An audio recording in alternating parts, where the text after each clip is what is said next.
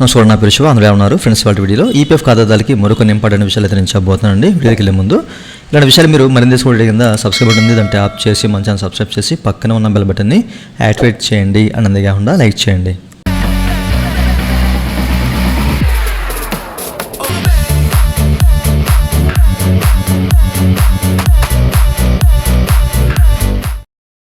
ఇక టాపిక్లోకి వెళ్ళే ముందు ఈపీఎఫ్ సంబంధించిన క్వైరీ సర్వీస్ కావాలంటే పెయిడ్ సర్వీస్ ఉంది, నేనైతే కనెక్ట్ అవ్వచ్చు. నా వాట్సాప్ నెంబరు ఈ వీడియో కింద మీకు డిస్క్రిప్షన్ ప్రొవైడ్ చేసిన వాట్సాప్ ద్వారా మాత్రమే నేనైతే కనెక్ట్ అవ్వండి, ఓకేనా.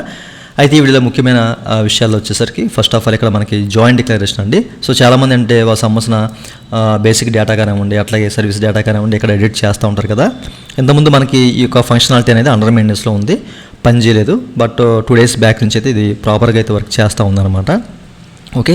అయితే ఇందులో ఒక చిన్న మార్పు అయితే వచ్చింది, అది అప్డేట్ అని చెప్పేసి అనుకోవాలి. ఎందుకంటే నేను ఒక 4-5 ఐడీస్ అనేవి చెక్ చేసినప్పుడు ఏంటంటే ఫాదర్ నేమ్ అండి, ఫాదర్ నేమ్ ఎవరైతే మార్చాలనుకుంటారో ఇంతకుముందు అది అక్టోబర్ 2017 తర్వాత 18, 19 ఆ ఇయర్స్లో వర్క్ చేసేవాళ్ళు స్టిల్ ఇప్పటి వరకు వర్క్ చేస్తున్న వాళ్ళ ఐడీస్ ఏవైతే ఉన్నాయో అంటే ఎంఐడీస్, అట్లాంటి వాళ్ళకి వితౌట్ డాక్యుమెంట్తో మనకి యాజ్ పర్ ఆధార్ ప్రకారం మనం ఇక్కడ మన ఫాదర్ నేమ్ ఇచ్చామనుకోండి, వితౌట్ డాక్యుమెంట్తో మూవ్ అయిపోయి ఇమీడియట్గా మనకు చేంజ్ అయిపోయేది. బట్ బిఫోర్ అక్టోబర్ 2017 ముందు వాళ్ళే అంటే చేంజ్ అయ్యేవి కాదు, అంటే వాటిలో కొన్ని తీసుకునేవి వితౌట్ డాక్యుమెంట్తో, కొన్ని మూవ్ అయ్యాయి. బట్ ఒక 70%, 80% అనేవి తప్పనిసరిగా డాక్యుమెంట్స్ అడిగేవి అనమాట. అయితే ఇప్పుడు మనకి ఏ డాక్యుమెంట్ అయితే ఇక్కడ అడగట్లేదు, ఓకేనా. ఇదైతే 2011 ఐడి, ఇంతకుముందు డాక్యుమెంట్ అడిగేది, బట్ ఇప్పుడైతే డాక్యుమెంట్ అసలు అడగట్లేదు ఫాదర్ నేమ్ చేంజ్కి. అయితే కొన్ని ఐడీస్ అనేవి చెక్ చేశానండి. ఐడీస్ చెక్ చేస్తే ఇంతకుముందు ఫాదర్ నేమ్ చేంజ్ చేస్తుంటే ఏవైతే డాక్యుమెంట్స్ అడిగాయో ప్రతి ఒక్క ఐడీకి అయితే ఇప్పుడైతే డాక్యుమెంట్ అడగకుండా మూవ్ అవుతుంది. యాజ్ పర్ ఆధార్ ప్రకారం మనము నేమ్ ఎంటర్ చేసి సబ్మిట్ చేస్తే కనుక మనకి ఇమీడియట్గా అయితే ఇక్కడ ఫాదర్ నేమ్ అయితే చేంజ్ అయిపోతుంది అనమాట. ఇది మనకి మెయింటెనెన్స్ షెడ్యూల్ తర్వాత ఈ అప్డేట్ అయితే వచ్చింది, మీరు కూడా ఒకసారి చెక్ చేసుకోండి, ఓకే. అంటే 2010, 2011, 2009లో కానీ ఉండి ఇట్లా జాయిన్ అయ్యి ఇట్లా ఎంఐడి క్రియేట్ అయిన వాళ్ళ లిస్ట్లో ఏదైనా ఫాదర్ నేమ్ చేంజ్ ఉంటే అట్లాంటి వాళ్ళకి కూడా ఇప్పుడు వితౌట్ డాక్యుమెంట్తో మూవ్ అవుతుందన్నమాట. ఈ విషయాన్ని గమనించాలి, ఓకేనా. అండ్ ఆ తర్వాత వచ్చేసరికి మనకి నిధి యాప్ కెనేక 2.0 27th ఆగస్ట్ని అయితే వీళ్ళు కనెక్ట్ చేస్తున్నారన్నమాట, అంటే రేపు. సో పండగ రోజు పెట్టారు, బట్ వెళ్ళడానికి చాలామందికి ఇబ్బందిగానే ఉంటుంది, ఓకే. సో ఎవరికైనా ఇష్యూ ఉంటే ఏదైనా కానివ్వండి, మీకు మీ ఈపీఎఫ్ సంబంధించిన అట్లాంటి ఇష్యూ ఉన్నా కానివ్వండి, సో ఇక్కడికి మీరు వెళ్ళారంటే కనుక మీకు సంబంధించిన ఇష్యూ అనేది రీసాల్వ్ అయ్యే ఛాన్స్ అయితే ఉంది, అంటే మీకు ఒక దారి అయితే కనిపిస్తుంది అనమాట. ఈ విషయాన్ని మీరు గమనించాలి, ఓకేనా. సో మీకు ఏదైనా ఫ్రాడ్లెంట్ యాక్టివిటీ కింద ఏదైనా యూఏఎన్ నెంబర్ బ్లాక్ అయిపోయినా కానివ్వండి, ఫ్రీజ్ అయినా కానివ్వండి, లేదా మీకు ఈ యొక్క డీలింగ్ సంబంధించిన అట్లాంటి సమస్య ఉన్నా కానివ్వండి, సో వీళ్ళనైతే కనెక్ట్ అవ్వండి, మీకు ప్రాబ్లమ్ సాల్వ్ అయ్యే అవకాశం అయితే ఉంది. దీనికి సంబంధించిన లింక్ వీడియో కింద మీకు డిస్క్రిప్షన్లో ప్రొవైడ్ చేస్తాను, వన్స్ చెక్ చేసుకోండి, ఓకేనా. మనకి ఏంటంటే ఎప్పుడు చెప్పుకునేలాగే మనకు సంబంధించిన ఏదైనా ఆఫీస్ సంబంధించిన డిస్ట్రిక్ట్ నేమ్స్ కానీ ఉండే, అట్లాగే ఎక్కడ వెన్యూ కనెక్ట్ చేస్తానని క్లియర్గా అయితే ఇక్కడ మెన్షన్ చేశారనమాట. చూశారు కదా. సో ఇది అండ్ ఆ తర్వాత ఇప్పుడు చాలామంది డీలింగ్ చేస్తూ ఉన్నారు కదా.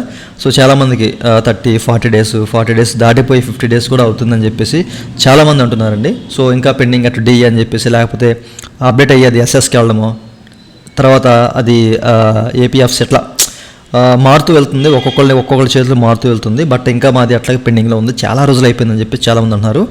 సో మీరు ఒక విషయాన్ని గమనించాలండి, ఏంటంటే ఎవరికైతే కాంట్రిబ్యూషన్ జరుగుతుందో అట్లాంటి వాళ్ళకి డీలింగ్ అయితే అవ్వదండి, ఓకేనా. సో ఈ విషయాన్ని మీరు గమనించాలి.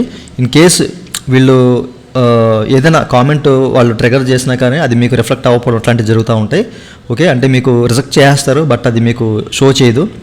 సో కొంతకాలం తర్వాత, ఓకేనా, కొన్ని డేస్ తర్వాత అది షో చేస్తూ ఉంటుంది, ఓకేనా. సో మనకేంటంటే ఫైనల్గా మీకు కాంట్రిబ్యూషన్ ఉంది, అందుకే దీన్ని మేము డీలింగ్ చేయట్లేదు అని చెప్పేసి వాళ్ళైతే మీకు ఒక కామెంట్ అయితే పెట్టేస్తారన్నమాట, ఓకే.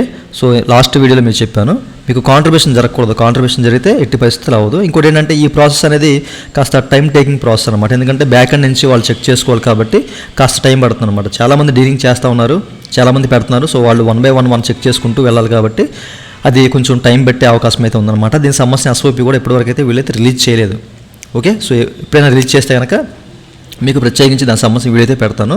సో ఇప్పటివరకు వీళ్ళైతే ఎస్ఓపి రిలీజ్ చేయలేదు, బట్ ఈ ఫంక్షనాలిటీ తీసుకొచ్చారు కానీ సో ఎస్ఓపి అనేది రిలీజ్ చేయలేదు. ఎందుకు రిలీజ్ చేయలేదు ఏంటి అనేది తెలియదు. సో మరి చూడాలి ఎప్పుడు రిలీజ్ చేస్తారండి అని చెప్పేసి. బట్ కాంట్రిబ్యూషన్ ఉంటే కనుక అవ్వదు, ఈ విషయాన్ని మీరు గమనించాలి. అంటే కొంతమందికి కాంట్రిబ్యూషన్ అయిందంటే వాళ్ళకి ప్రమేయం లేకపోయినా కాంట్రిబ్యూషన్ అయిందని చెప్పేసి కొంతమంది అంటున్నారు కాబట్టి సో అట్లాంటి వాళ్ళకి కూడా వీళ్ళు బ్యాక్ ఎండ్ నుంచి చెక్ చేయాలి. సో ఒకసారి మీరు కూడా త్రూ చేసిన తర్వాత ఈపీఎఫ్ ఆఫీస్కి వెళ్ళండి మీ దగ్గరలో ఉంటే కనుక. మీ దగ్గరలో అంటే మీ ఎంఐడి ఎక్కడైతే లింక్ అయ్యిందో ఏ రీజనల్ ఆఫీస్కి, ఆ రీజనల్ ఆఫీస్కి మాత్రమే వెళ్ళండి. ఓకేనా? సో వెళ్ళి అక్కడ మీరు ఈ సమస్యను అయితే పరిష్కరించుకోవచ్చు. ఓకేనండి? సో చూసారు కదా, ఇదండి వాళ్ళ వీడియో. ఈ వీడియో మీ నచ్చితే కింద లైక్ బటన్ ఉంది, లైక్ చేసి మనం సపోర్ట్ చేయండి. అలాగే నిమిషాలు మీరు మళ్ళీ తీసుకోండి వీడియో కింద సబ్స్క్రైబ్ ఉంది, దాంట్లో ఆప్ చేసి మనం సబ్స్క్రైబ్ చేసి పక్కన మాట్లాడుకోండి. Thank you for watching and జై హింద్.